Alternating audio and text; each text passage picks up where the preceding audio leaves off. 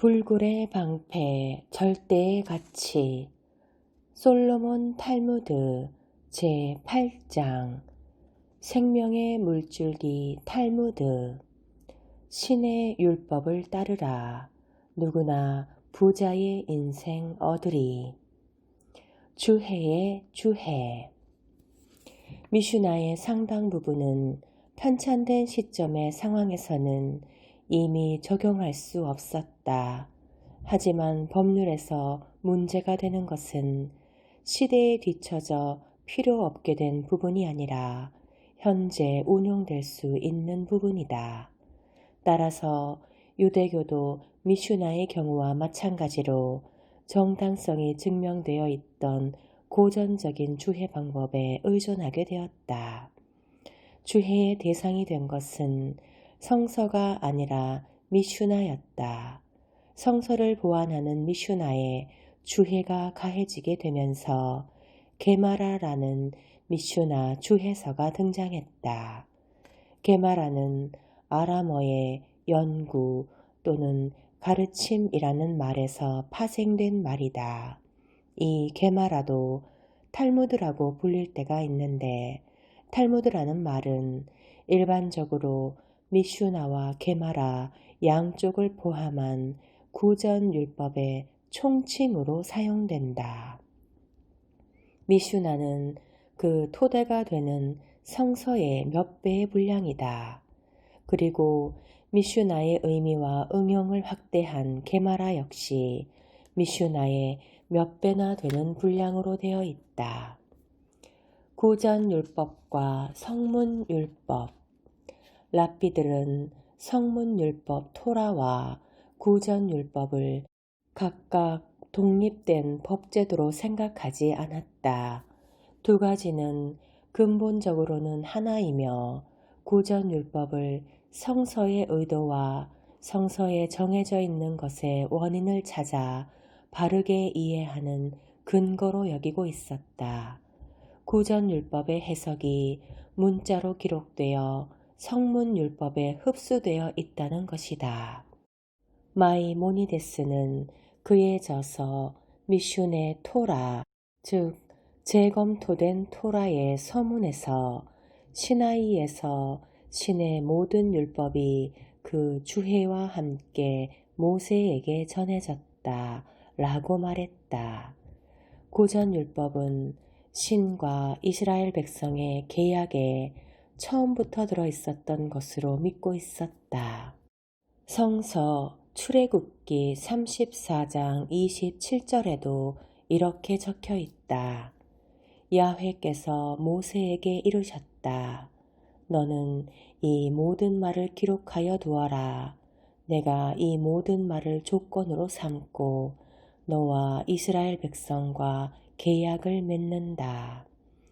이 모든 말을 조건으로 삼고라는 표현에서 성문율법에 수반되는 구전의 주해가 있었다는 것을 짐작할 수 있다. 게마라의 탄생 토라를 열심히 찾은 결과 미슈나가 생겼고 미슈나를 필사적으로 찾은 결과 게마라가 생겼다. 확실히 미슈나는 토라처럼 신성한 것은 아니었다. 그러나 어떤 의미에서는 신성한 것이라고 말할 수 있다. 왜냐하면 확실한 문헌상의 출처가 있고 상징적인 의미에서는 신성한 원서에 미리 정해진 주해를 단 것이기 때문이다. 미슈나는 간결한 것이지 장황한 토론을 반복한 것은 아니다.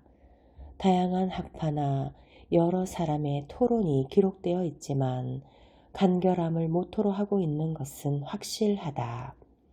이에 반해 게마라는 예시바에서 주고받은 토론을 모조리 기록해 놓았다고 해도 좋다.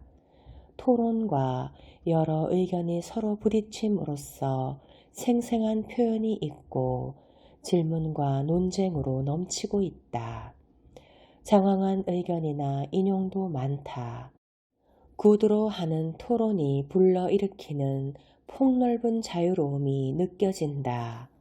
옆길로 새기도 하고 하나의 말이나 법률, 사건 혹은 특정 선생에 대한 언급으로부터 연상이 떠오르기도 하며 논쟁의 본론과는 거리가 먼 말이 언급되는 일도 있다. 한 절을 인용하면서 다른 한 절을 말하기도 하고 반드시 관계가 있다고 할 수 없는 해석이나 의견을 언급하는 일도 있다. 게마라의 대부분은 원래 법률적인 것이 아니다. 법률이라는 말을 아무리 폭넓게 해석해도 도저히 포함시킬 수 없을 듯한 다양한 주제가 게마라에는 포함되어 있다.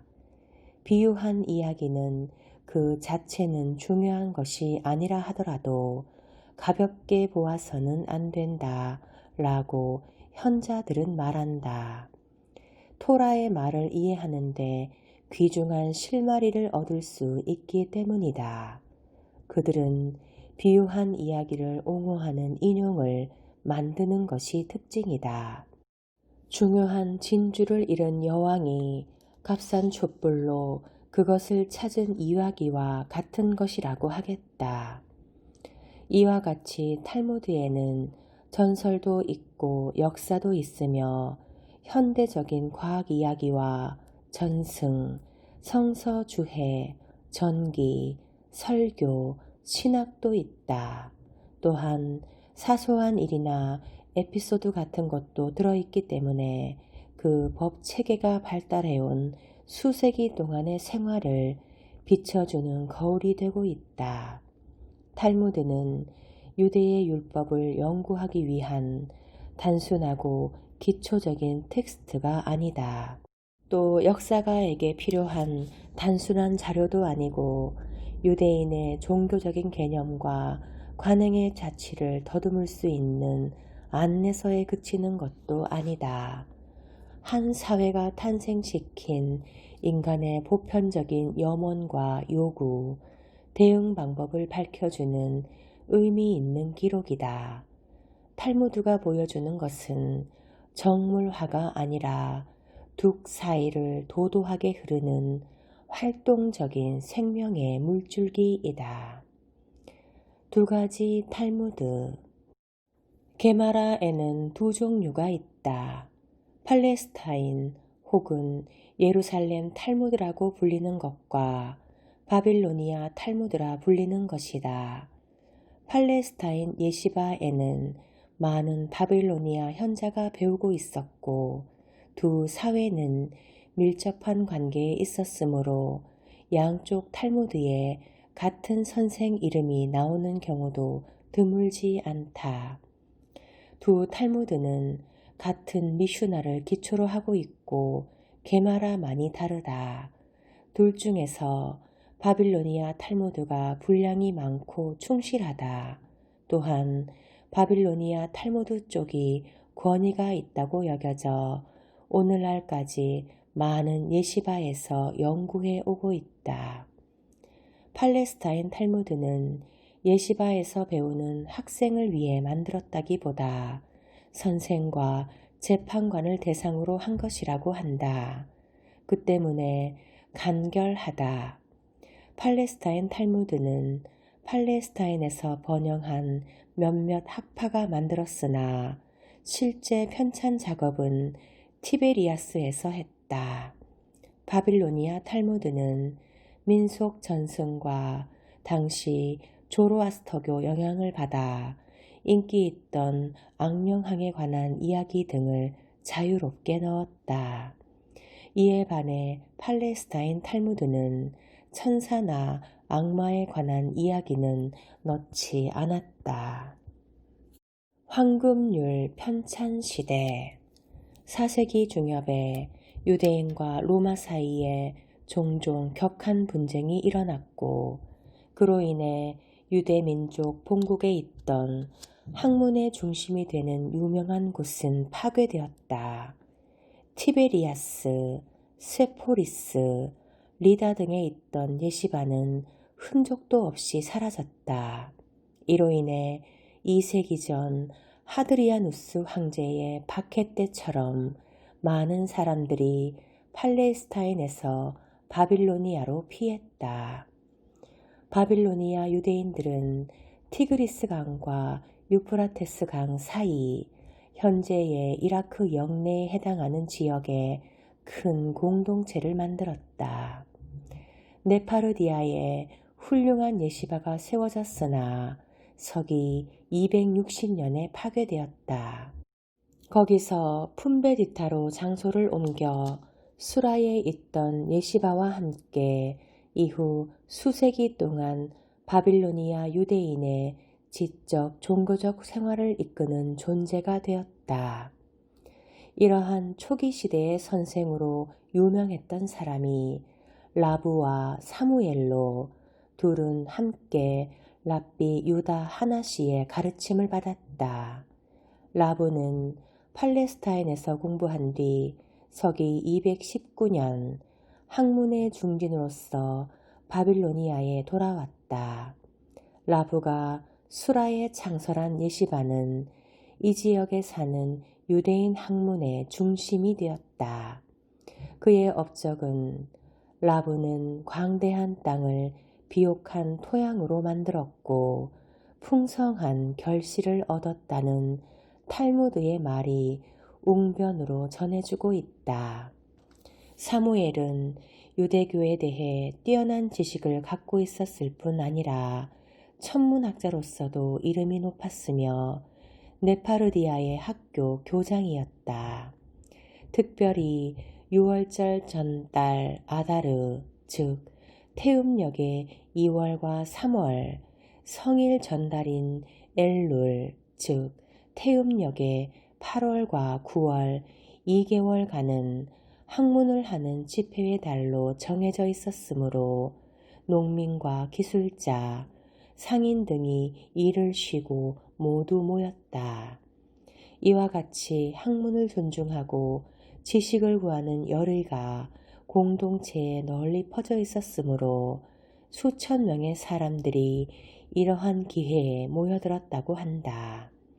주회나 토론으로 미슈나의 의미가 확실해졌고 내용이 깊어졌다.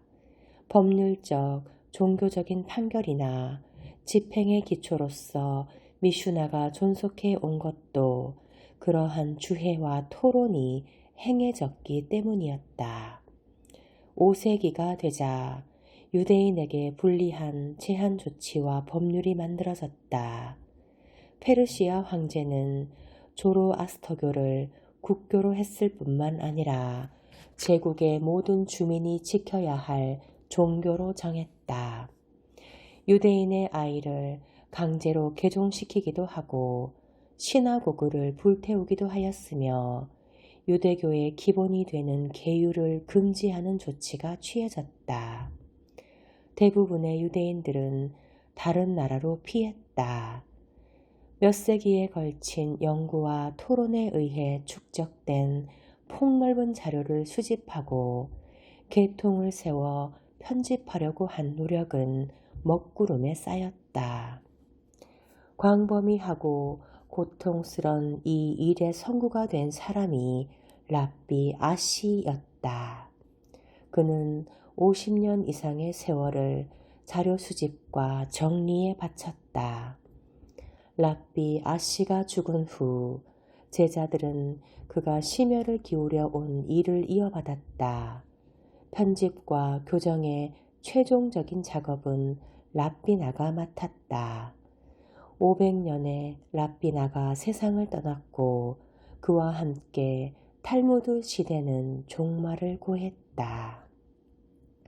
이처럼 미슈나를 주예해서 게마라를 탄생시킨, 즉 탈무드를 만들어낸 현자들은 아모라임, 즉 단수는 아모라, 번역자라는 의미라 불리었다.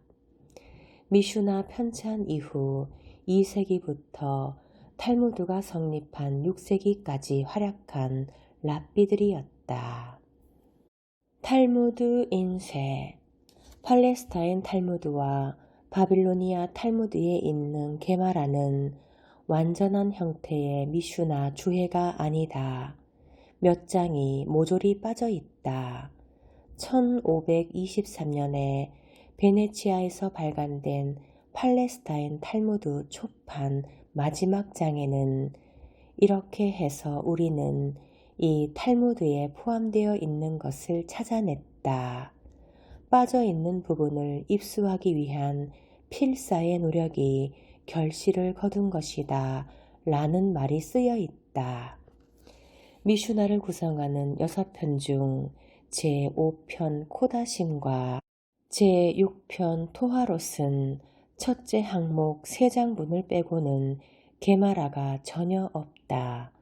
다른 4편 항목의 몇 장에도 게마라가 빠져 있다. 게마라 배치 방법은 바빌로니아 탈무드와 팔레스타인 탈무드가 다르다. 팔레스타인 탈무드에는 미슈나 전문이 처음에 있고 몇 개의 단락으로 나누어진다. 그 단락들은 할라카라고 부른다. 이에 반해 바빌로니아 탈무드에는 미슈나의 각 단락 바로 뒤에 게마라가 바로 와서 그 부분에 미슈나를 보충하고 있다. 그리고 하나하나의 단락은 미슈나라고 불리고 있다. 미슈나 초판은 1492년 나폴리의 손시노사에서 발행되었다. 탈무드 완전판을 최초로 낸 사람은 그리스도교인 다니엘 봄베르그로서 1520년경 베네치아에서 출판했다. 지금까지 출판되어 온 수많은 고전 중에서 탈무드만의 독특한 특징은 쪽수를 붙이는 방법이다. 초판에서 쓰던 방법이 이후의 판에서도 그대로 사용되고 있다. 그러므로 탈무드의 인용에 대해 설명할 때 몇 년 판이라고 말하지 않고 쪽수만 말하면 된다. 함부르크든 빌뉴스든 뉴욕이든 어디에서 출판된 판이든 쪽을 붙이는 방법은 똑같다. 예를 들면 사내들인의 720쪽을 살펴보고 싶다고 할 때 4세기 이후 인쇄된 어느 판을 보아도 720쪽의 시작과 끝은 완전히 같다는 것을 알 수 있다. 탈무드 중에서 가장 유명하고 가장 널리 사용되고 있는 것은 빌뉴스에서 출판된 판이다. 이 아름다운 대형 인쇄본 12권에는 미슈나와 게마라 원문 외에 중세에서 근대까지 추가된 논평이 덧붙여져 있다.